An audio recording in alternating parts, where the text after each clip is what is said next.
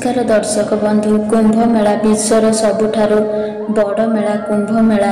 प्रकृत में कुंभ मेला कौन पाई पालन होता है? कुंभ मेला केते वर्षरे और केउ स्तर रे आयोजन करा जाइथाए? एही विश्व प्रसिद्ध कुंभ मेला अर्ध कुंभ एवं पूर्ण कुंभ कौन? चलतु जानिबा एही पवित्र स्थल रे ऐतिहासिक एवं पौराणिक कथा ଯେଉଁଠାରେ विश्व प्रसिद्ध कुंभ मेलार आयोजन करा जाइछि। महाकुंभ मेला 12 वर्षरे थरे पड़िथाए। 6 वर्षरे थरे ଯେଉଁ कुंभ मेला लागिथाए ताहाकु अर्ध कुंभ कुहाଯାଏ। संपूर्ण भारत वर्षरे 4टी स्थान रे कुंभ मेला लागिथाए। उत्तराखंडर हरिद्वार, मध्य प्रदेशर उज्जैनी शिप्रा नदी कूलरे, उत्तर प्रदेशर त्रिवेणी प्रयागराज ठारे, महाराष्ट्रर नासिक ठारे गोदावरी नदी तटरे एही 4टी स्थान रे आयोजन होइथाए।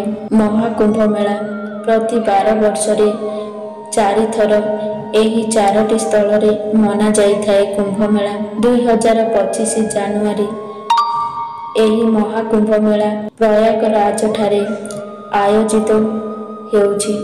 कुंभ मेलार ऐतिहासिक कौन रही? कुंभ मेलार अर्थ हेउछि कलश सभा। पुराण कथा अनुसार कुंभ मेलार प्रचलन आदिगुरु शंकराचार्य द्वारा आरंभ करा जाइछि। प्रकृत में कुंभ मेलार आरंभ पौराणिक तथ्य अनुसार समुद्र मंथन समय होइअछि। कुहाଯାଏ जे महर्षि दुर्वासाଙ୍କ अभिशापरे देवता माने कमजोर होई पड़िथिले। एहार फायदा उठाई असुर माने देवतांको हराई देवलोक उपरे कब्जा करि नेइथिले। समस्ते देवतागण भगवान विष्णुଙ୍କ शरणକୁ जाइथिले एवं देवलोकଙ୍କୁ पुनः प्राप्त करिबा पई भगवान विष्णुଙ୍କ उपाୟରେ देवता मानଙ୍କୁ समुद्र मंथन करिबाकू कहिले। देवतागण असुरଙ୍କ साहाय्य नै समुद्र मंथन करिथिले। अमृत कलश लाभ करिबा पई समुद्र मंथन रे अमृत लाभ कला परे इंद्रଙ୍କର पुत्र जयंत अमृत कलश नै सेठारु लुचि चाली जाउथिबा समय रे असुर माने जयंतଙ୍କର पीछा करी तांकु बंदी करिथिले एवं सेठारे असुर एवं देवतांक मध्यरे घमाघोट युद्ध होइथिला। एही युद्ध दीर्घ 12 दिन धरी चलीथिला। युद्ध समय रे अमृत कलशरु टणा उटरा करिबा द्वारा कलशरु 4 बुंदा धरा पृष्ठरे पड़िथिला। प्रथम बुंदा प्रयागराज रे, द्वितीय बुंदा हरिद्वार रे, तृतीय बुंदा उज्जैनी रे एवं चतुर्थ बुंदा नासिक रे। एही 4टी स्थल रे अमृत पड़िबारु एही सबु स्तर को अत्यंत पवित्र मना जाए। तेणु एठारे कुंभ मेलार आयोजन करा जाइथाए।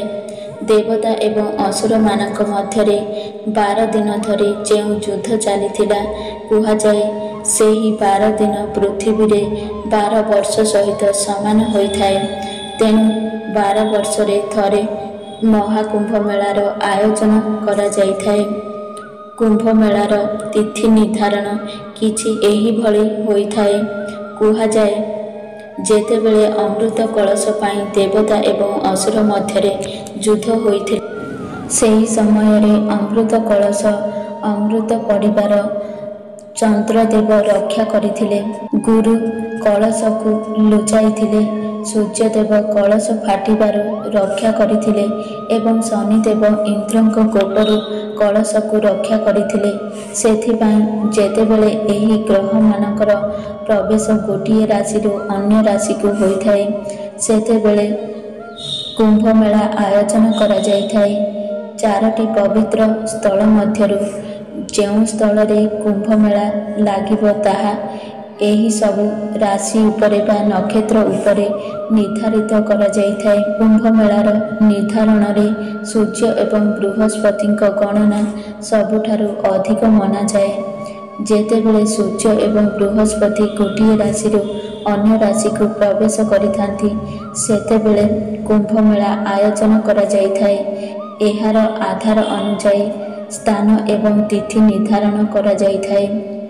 ଯେତେବେଳେ ବୃହସ୍ପତି ବୃଷ ରାଶିରେ ପ୍ରବେଶ କରିଥାନ୍ତି ଏବଂ ସୂର୍ଯ୍ୟ ମକର ରାଶିରେ ପ୍ରବେଶ କରିଥାନ୍ତି, ସେତେବେଳେ କୁମ୍ଭମେଳା ପ୍ରୟାଗରାଜଠାରେ ଆୟୋଜନ କରାଯାଇଥାଏ।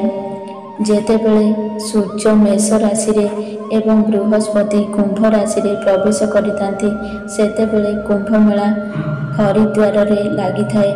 ଯେତେବେଳେ ସୂର୍ଯ୍ୟ ଏବଂ ବୃହସ୍ପତି ଉଭୟ ସିଂହ ରାଶିରେ ପ୍ରବେଶ କରନ୍ତି, ସେତେବେଳେ ନାସିକରେ ମନାଯାଇଥାଏ କୁମ୍ଭମେଳା।